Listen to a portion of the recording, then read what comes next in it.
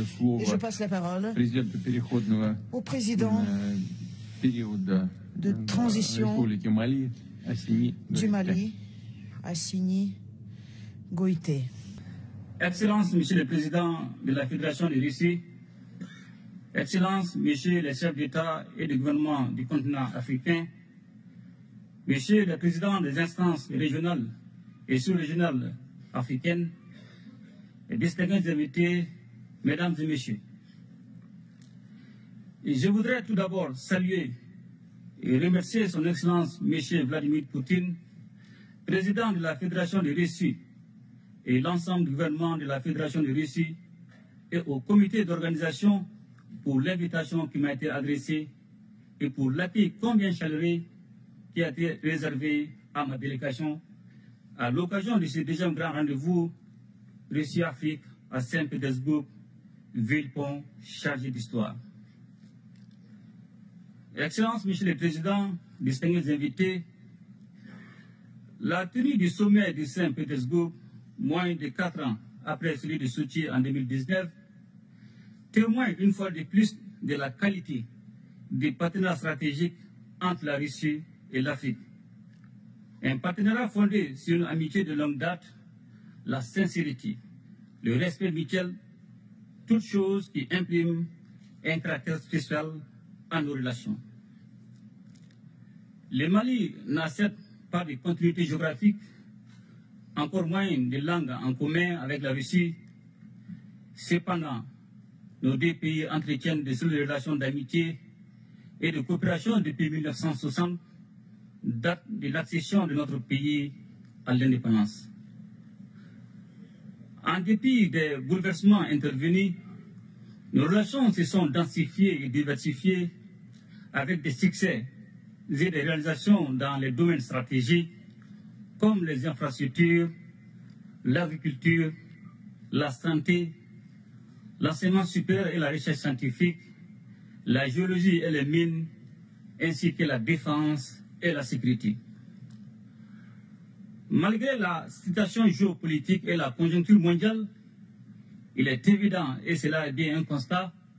que le peuple malien est fortement mobilisé aux côtés des autorités de la transition, dont l'objectif est de construire et de consolider dans la durée un partenariat stratégique gagnant-gagnant entre le Mali et la Fédération de Russie pour le bonheur de nos deux peuples. Un tel partenariat est d'autant plus indispensable que la Russie a su prouver dans les moments difficiles son statut de partenaire traditionnel du Mali, tant par sa fiabilité que par son dynamisme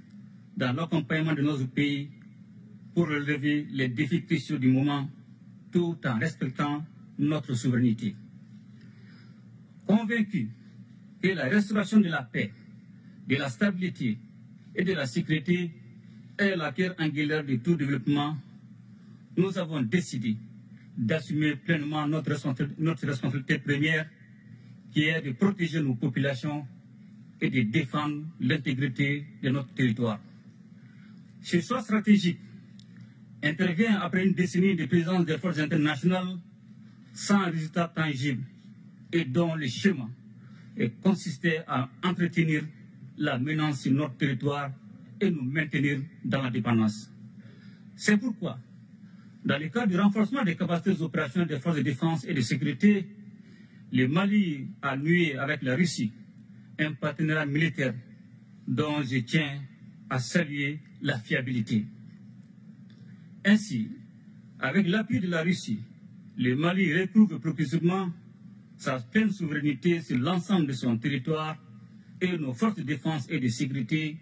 opèrent en toute autonomie et en toute liberté d'action. Les forces maliennes sont désormais dans une dynamique offensive, reprenant du terrain et réduisant de façon significative les attaques ciblant les camps militaires et les civils, permettant ainsi le retour progressif des personnes déplacées et des services sociaux de base dans plusieurs localités. Aussi voudrais-je, Monsieur le Président, vous renouveler ma profonde gratitude pour l'appui de votre gouvernement sous votre impulsion qui a permis à mon pays de connaître des avancées significatives dans le cadre de la lutte contre le terrorisme. La coopération entre nos deux pays ne saurait se réduire aux seules questions de défense et de sécurité. Elle embrasse également les domaines du renforcement des capacités en ressources humaines par l'augmentation des bourses d'études dans tous les secteurs stratégiques, ainsi qu'aux relations